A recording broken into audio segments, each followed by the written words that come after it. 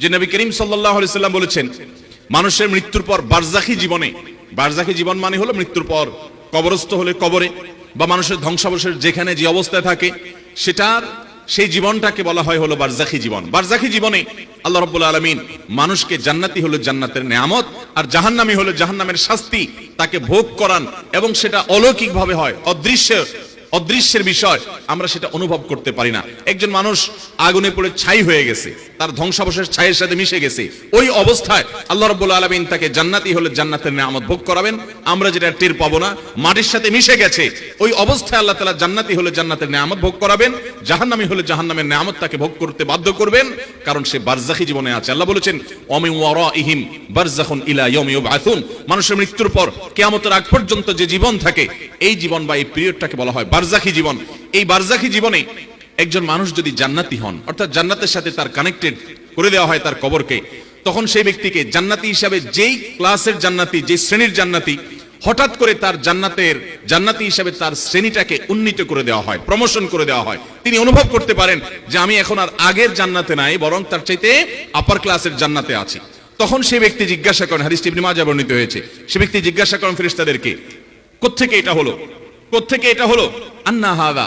এই যে আমি আগে যে নেয়ামত ভোগ করছিলাম এখন আমাকে আপার ক্লাসের জান্নাতি করা হলো, আমার নেয়ামতের ধরন উন্নীত হয়েছে, আমি বুঝতে পারছি, কিন্তু আমি তো মৃত্যুবরণ করেছি, আমার তো আর আমল করে জান্নাতের নেয়ামত বাড়ানোর বা আমার ক্লাসকে উন্নীত করার ক্ষমতা তো আর নাই, মৃত্যুর সঙ্গে সঙ্গে সব তো বন্ধ হয়ে গেছে। ইযা মাতাল ইনসান ইনকাতা আনহু আমালু, হাদিসে আসছে মানুষ যখন মৃত্যুবরণ করে তার আমলের দুয়ার বন্ধ হয়ে যায়, তাহলে আমার তো আমলের দুয়ার বন্ধ হয়ে গেছে, আমি তো অলরেডি মৃত, তাহলে কিভাবে আমার কবরে, আমার বারজাখী জীবনে আমার জান্নাতটার ক্লাস উন্নীত করে প্রমোশন করে দেওয়া হলো, কোত্থেকে এটা হলো? সেই কবরবাসী অবাক হয়ে ফেরেশতাদেরকে জিজ্ঞাসা করেন, তখন ফায়ুকাল, তাকে বলা হয় তোমার আমল করার আর সুযোগ ছিল না এবং তোমার ক্লাস উন্নীত করারও সুযোগ ছিল না, কিন্তু একটা দরজা খোলা ছিল। কয়টা দরজা খোলা ছিল ভাই? একটা দরজা খোলা ছিল। সেটা কি? বিস্তিগফারি ওয়ালাদিকা লাক, তোমার সন্তান তোমার জন্য আল্লাহর কাছে ইস্তেগফার করেছে, চোখের পানি ফেলে কায়মন বাক্যে হৃদয় নিংড়ানো দোয়া দিয়ে রব্বে কারীমের কাছে দোয়া করেছে, ও মাবুদ, ও মালিক, আমার আব্বাজান দুনিয়া থেকে চলে গেছেন, আমার মা চলে গেছেন, আমার ভাই চলে গেছেন, স্বামী স্ত্রী চলে গেছেন, আমার অমুক আত্মীয় স্বজন চলে গেছেন, আল্লাহ আমি তার পক্ষ থেকে আপনার কাছে ক্ষমা প্রার্থনা করছি। তিনি আর নিজের জন্য দোয়া করার ক্ষমতাও রাখেন না, তিনি আর তার আমলনামাতে একটি সুবহানাল্লাহর সওয়াবও অ্যাড করার ক্ষমতা রাখেন না, তিনি 2 রাকাত নামাজ পড়ে সেই সওয়াবটা তার আমলনামায় যুক্ত করবেন সেই ক্ষমতা আর রাখেন না। ও মালিক, তার সমস্ত আমলের দুয়ার বন্ধ হয়ে গেছে,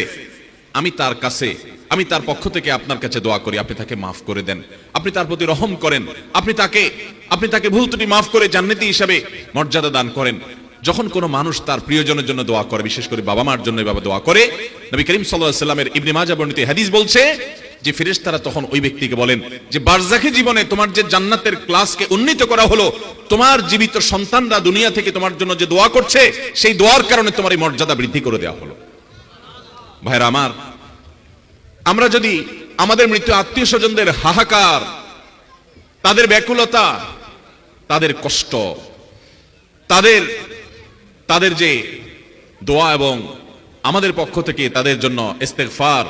এটার যে কাঙ্গাল তারা, এটা যদি আমরা দেখতে পেতাম, আমরা বোধহয় পান, আহার, আরাম, আয়েশ সবকিছু ছেড়ে শুধু চোখের পানি ফেলতাম। কত অমানুষ সন্তান আছে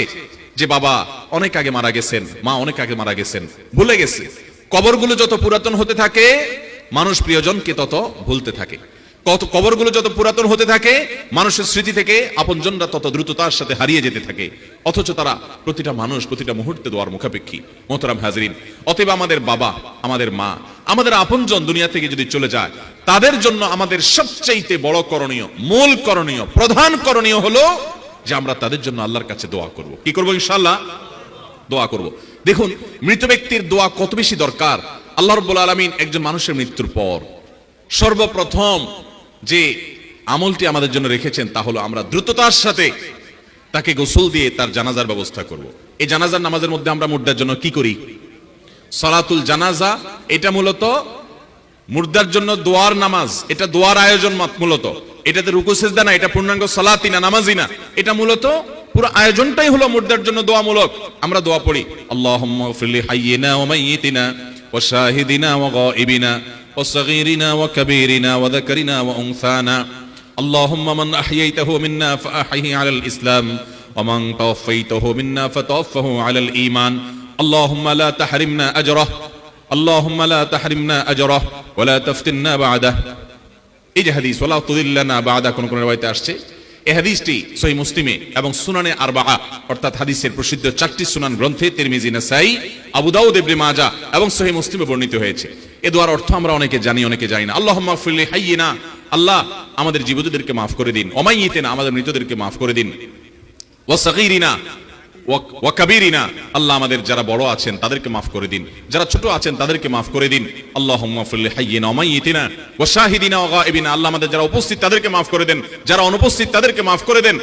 ওয়া সাগীরিনা ওয়া কাবীরিনা আমাদের ছোটদেরকে মাফ করে দিন বড়দেরকে মাফ করে দিন ওয়া যাক্কারিনা ওয়া উনসানা আমাদের পুরুষদেরকে মাফ করে দিন নারীদেরকে মাফ করে দিন তারপর কি ওয়াদাকানু আনসানা আল্লাহুম্মা মান আহইতাহু মিন্না ফাহি আল ইসলাম আল্লাহ আমাদের মধ্যে যারা জীবিত থাকে আপনি তাদেরকে ইসলামের উপরে জীবিত রাখুন ইসলামের উপরে জীবিত থাকা কঠিন ভাই চতুর্দিকে ফিতনা চলছে আমাদের ঈমান হরণ করবার জন্য এই কঠিন সময় ঈমানের উপরে টিকে থাকা কঠিন এজন্য দোয়া করতে হয় এবং ওমান তাওফাইতাহু মিন্না ফাতাওফাহু আল ঈমান আমাদের মধ্যে যাদেরকে আপনি মৃত্যু দিবেন আল্লাহ তাদেরকে ঈমানের সাথে যাওয়ার তৌফিক আপনি দান করবেন ঈমানটা যেন নিয়ে যেতে পারি সেই তৌফিক আপনি দান করবেন আল্লাহুম্মা লা তাহরিমনা আজরা আল্লাহ আমাদেরকে এর বিনিময় আপনি দেওয়া থেকে মাহরুম করবেন না ওয়ালা তুদিল্লানা বাদা এবং যার জানাজা পড়তেছি আল্লাহ এই লোকটা চলে যাওয়ার